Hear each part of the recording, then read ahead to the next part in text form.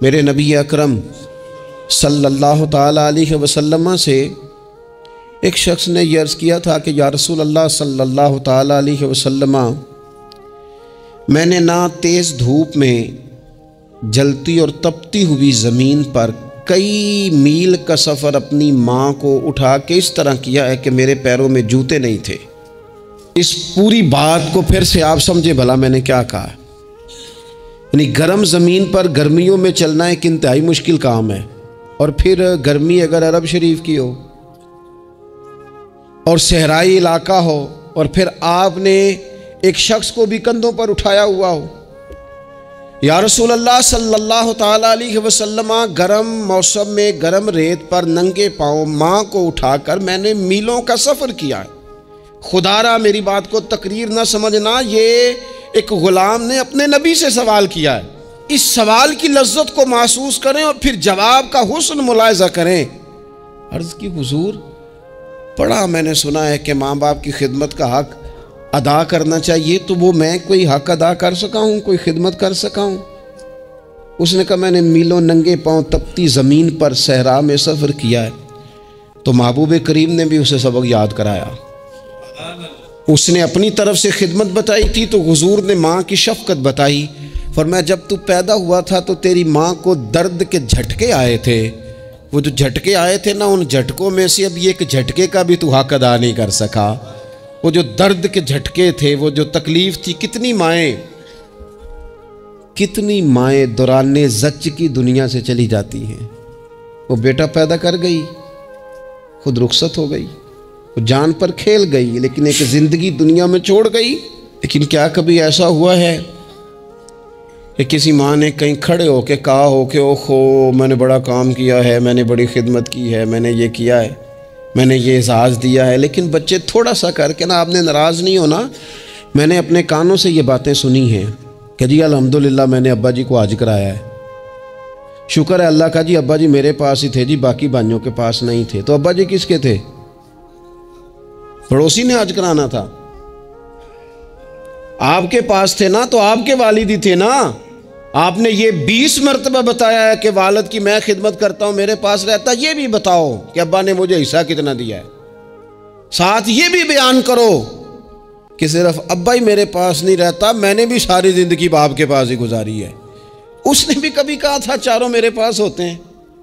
پانچوں میں نے رکھے ہوئے ہیں۔ کیا مذاق ہے، کتنی چھوٹی سوچ ہے۔ اپنے والدین کے ساتھ بڑا رویہ عمدہ کیا جائے، کبھی نہ الجھنا۔ خبردار، ایک مقام پر ماں باپ کی نافرمانی کی جا سکتی ہے، وہ کب؟ جب وہ آپ کو دین کے مخالف چلنے کا کہیں، جب رب رسول کی مخالفت کا معاذ اللہ کہیں، اور مسلمان والدین یہ کبھی کہہ سکتے نہیں۔ باقی ہر کام میں ان کی فرما برداری ہے، ان کی خدمت ہے، ہر جائز کام میں ان کی بات کو تسلیم کرنا ہے۔ بلکہ حضرت اسماء بنت ابی بکر صدیق، حضرت صدیق اکبر رضی اللہ تعالی عنہ کی صاحبزادی ہیں، انہوں نے ایک دفعہ نبی پاک علیہ السلام کی خدمت میں ایک سوال بھیجا تھا۔ عرض کی یا رسول اللہ صلی اللہ تعالی علیہ وسلم، ماں مشرکہ ہے، اللہ رسول کو نہیں مانتی، معاذ اللہ، ماں مشرکہ ہے، تو حضور وہ مجھ سے ملنا چاہتی ہے، کیا میں اس سے حسن سلوک کر سکتی ہوں؟ نبی کریم نے فرمایا تیری تو ماں ہے نا، چل تو اچھا سلوک ہی کر، تو اپنا رویہ اس کے ساتھ ٹھیک رکھ، کیونکہ تیری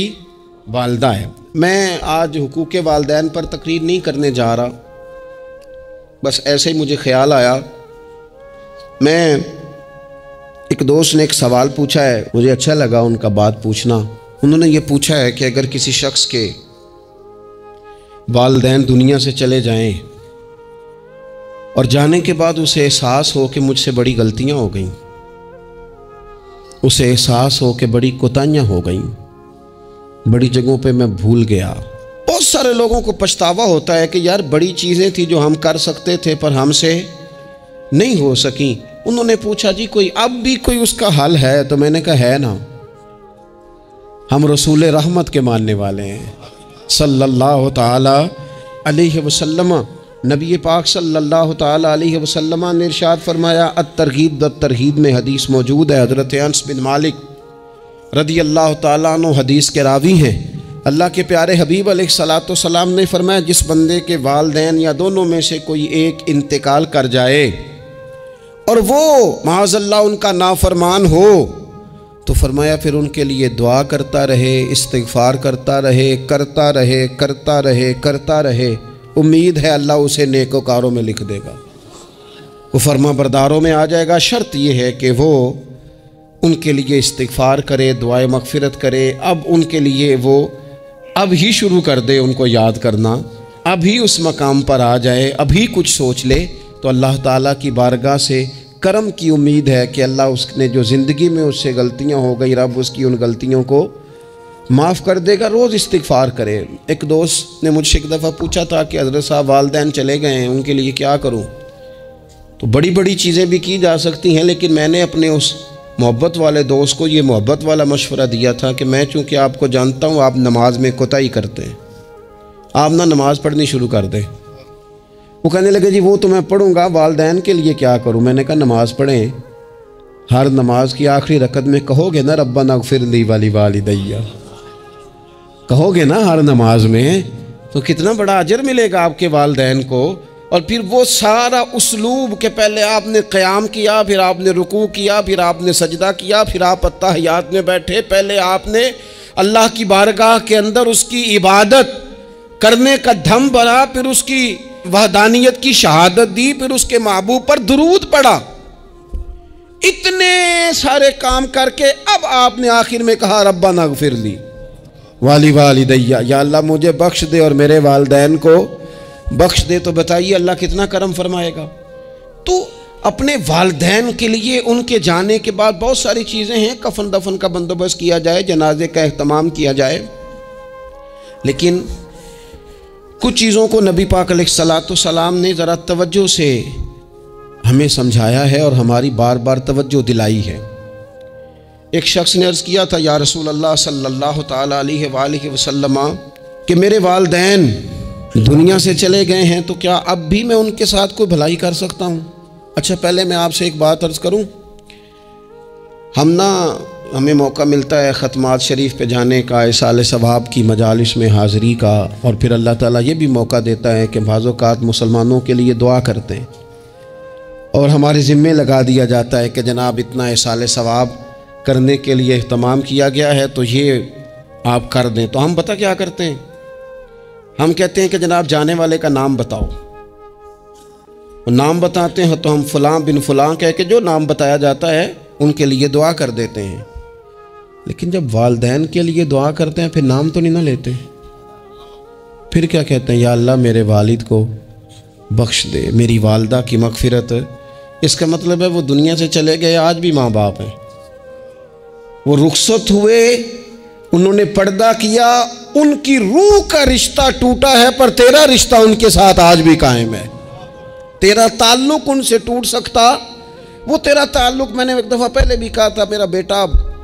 شاید قد میں مجھ سے تھوڑا اونچا ہو گیا ہو، اور اللہ تعالیٰ نے مجھے بڑے محبت والے سنگی دیے، میں نے اپنی حیثیت اہمیت سے بڑھ کر دنیا میں محبت پائی، لیکن میں نے اپنی زندگی میں سب سے زیادہ اپنے والد کی کمی محسوس کی، بڑی محسوس کی۔ ابھی بھی کبھی کبھی سوچتا ہوں کہ کچھ باتیں صرف ان سے ہو سکتی ہیں، کسی اور سے نہیں ہو سکتی۔ کبھی کبھی محسوس ہوتا ہے کہ ان کے دامن کے اندر ٹھنڈ کے موقع پر نگ ملتا تھا اور گرمی کے موقع پر ٹھنڈی ہوا آتی تھی۔ یہ خاص انہی لوگوں کا وطیرہ ہے، یہ انہی کا خاصہ ہے، پتہ نہیں اللہ نے کس طرح ان لوگوں کو بنایا ہے اور کس طرح کا یہ رشتہ بنایا۔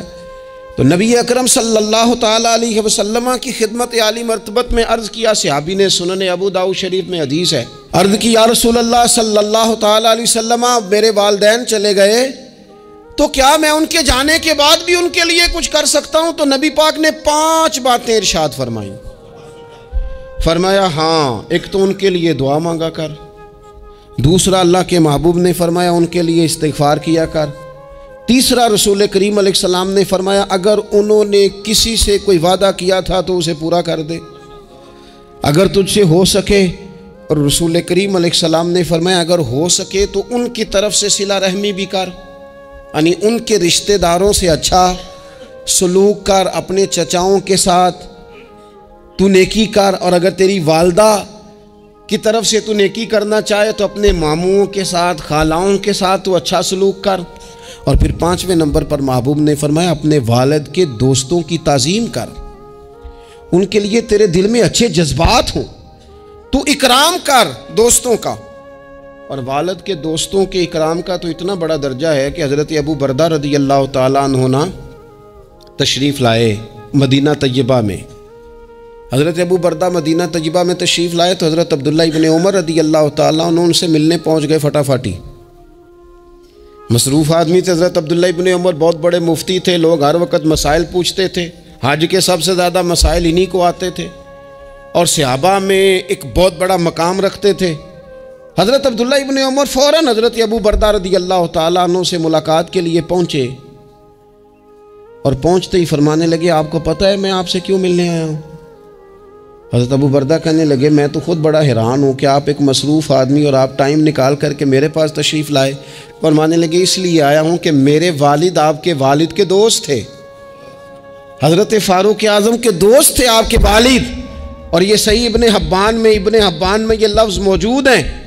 حضرت سیدنا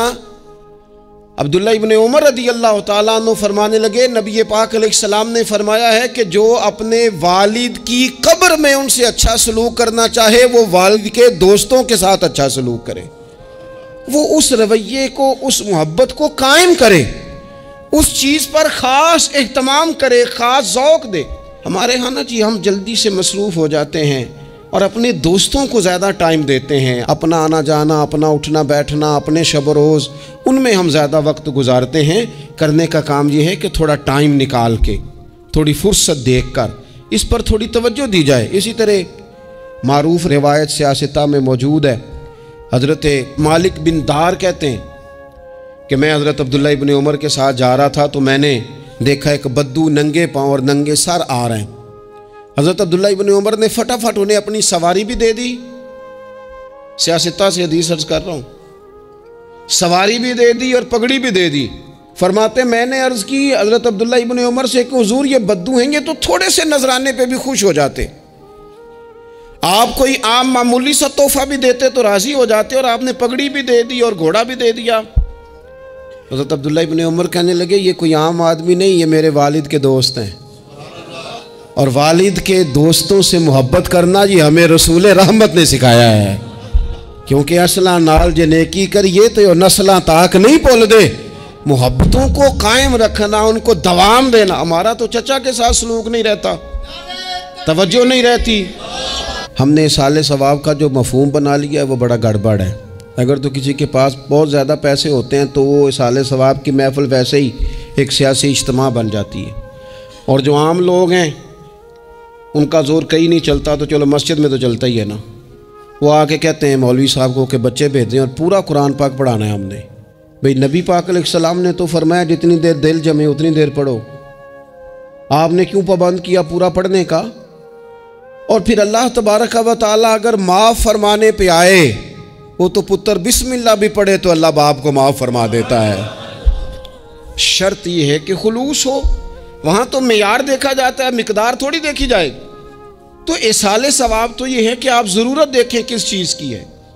ہمارے ہاں منوں کے حساب سے کھانے پک جاتے ہیں، بڑی بڑی لمبی دعوتیں ہوتی ہیں، بڑا کچھ ہوتا ہے، لیکن جو ضرورت ہوتی ہے، ضرورت کو ہم نہیں دیکھتے۔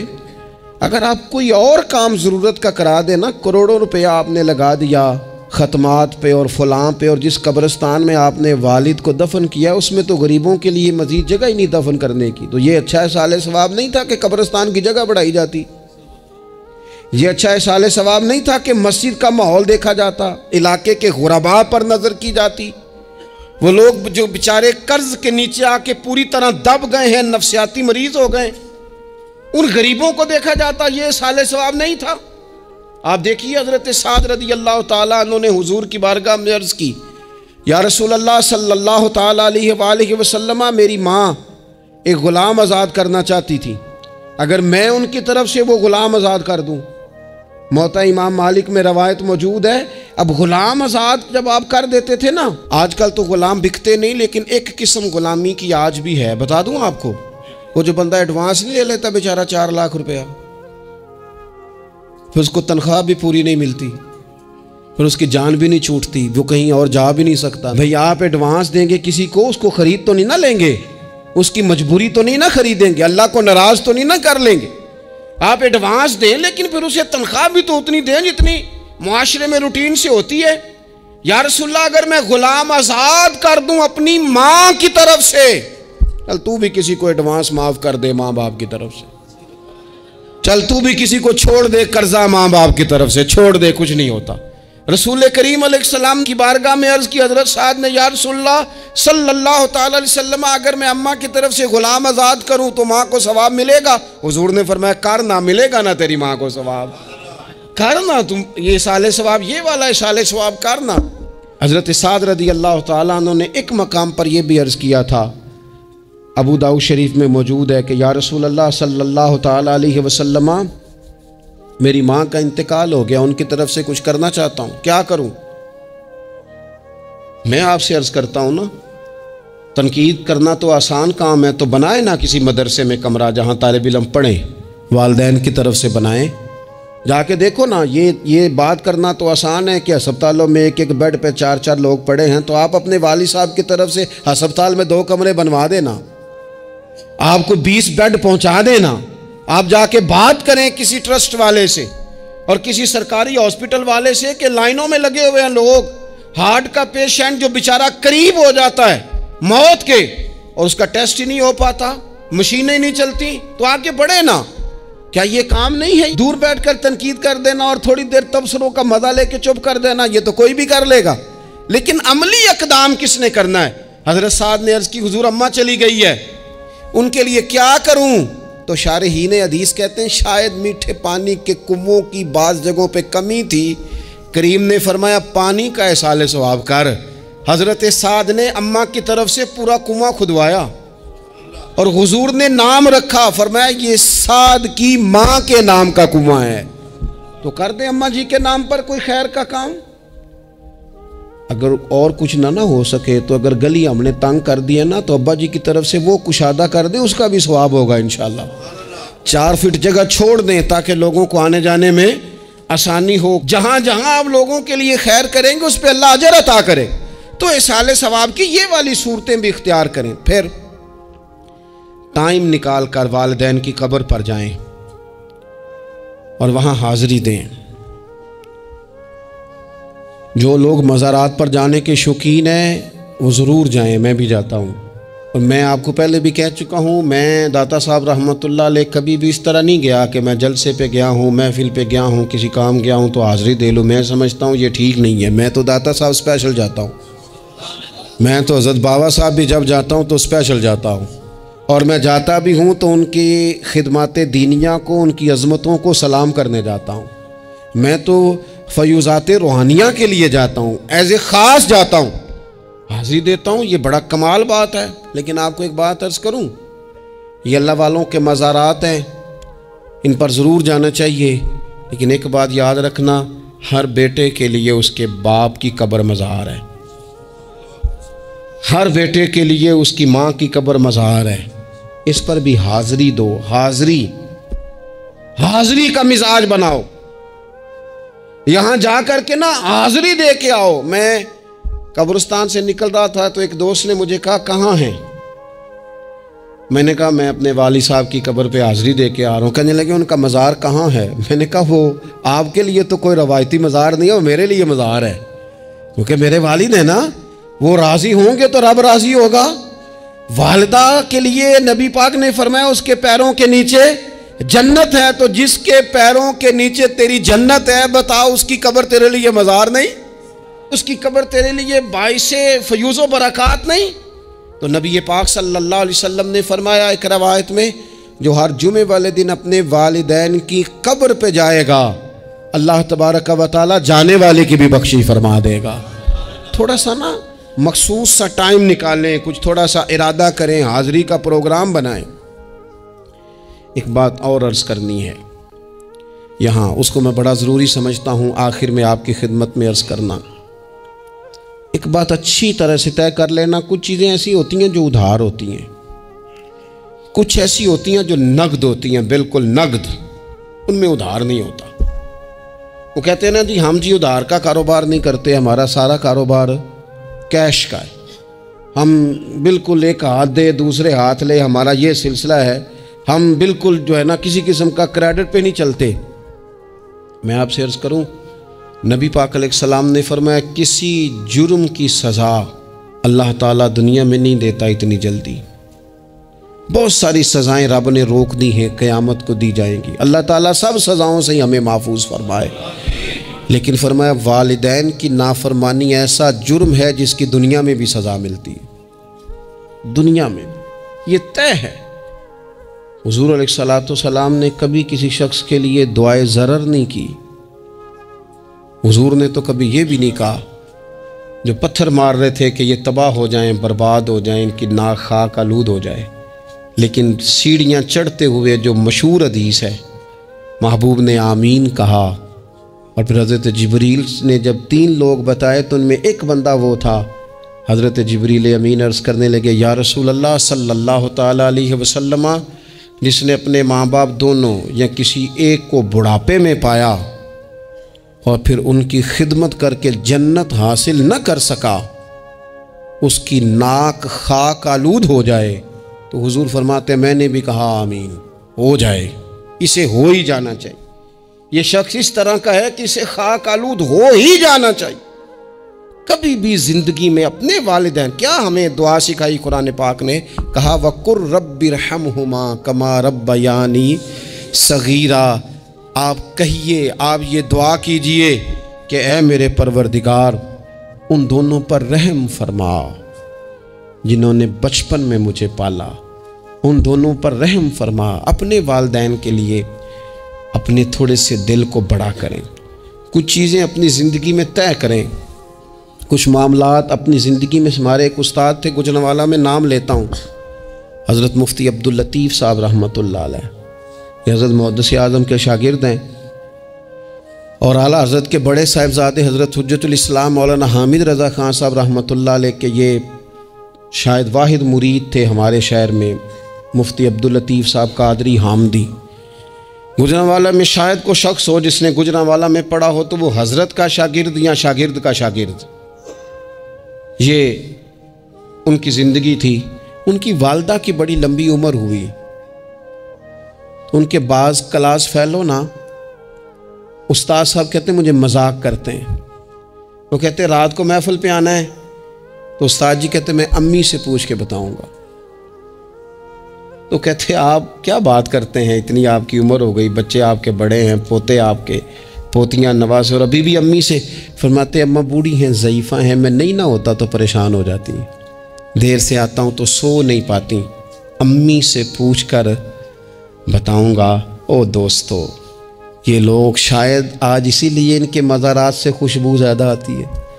شاید اسی لیے لوگ ان کا نام ممبروں پہ لیتے ہیں، جمعوں میں تذکرے کرتے ہیں، شاید اسی لیے ان کے لیے دعائیں زیادہ ہوتی ہیں، شاید اسی لیے ان کی اسناد زیادہ چلتی ہیں۔ کیا میرے رسول کریم نے فرمایا، حضور نے فرمایا صحابہ اگر میری والدہ موجود ہوتی نا اور میں تمہیں نماز پڑھانے آتا اور میں سورہ فاتحہ پڑھ لیتا اور میری ماں پردہ سرکا کے کہتی بیٹا ذرا میری بات سننا، تو فرمایا اللہ کی قسم نماز توڑ کے اپنی اماں کی بات سن کے آتا۔ آپ میری بات کو سمجھیں، اس مفہوم کو اپنی زندگی میں پیدا کریں، اور بالخصوص والدین رخصت ہو جائیں تو پھر تو زیادہ حق بنتا ہے کہ ہم تھوڑا اور زیادہ محتاط ہو جائیں۔ عرض یہ کرنا چاہتا تھا کہ جتنا ذکر آپ کے بچے آپ کے منہ سے اپنے والدین کا سنیں گے اتنا ہی وہ کل آپ کا کریں گے، جتنا وہ آپ کے ساتھ آپ کے والدین کی قبروں پہ جائیں گے اتنا ہی کل کو وہ آپ کی قبر پہ جائیں گے، جتنا وہ آپ کو دیکھیں گے اپنے والدین کے لیے سال ثواب کرتا اتنا ہی وہ آپ کے لیے کریں گے۔ یہ جو ہم کہتے ہیں نا بچے بعد میں دے دیں گے، پتر انہیں پیسے دے دینا میرے والوں، کوئی نہیں دینے انہوں نے، اس لیے کہ انہوں نے آپ کو اپنے والدین کی طرف سے کوئی صدقہ کرتے نہیں دیکھا تو وہ آپ کی طرف سے کیوں کریں گے جی؟ یہ تو رواج ہے جو آپ نے ڈالنا ہے تو یہ گھر میں ڈل جانا ہے۔ اللہ تبارک و تعالیٰ کی بارگاہ میں دعا کرتا ہوں اللہ ہمیں سمجھ نصیب کر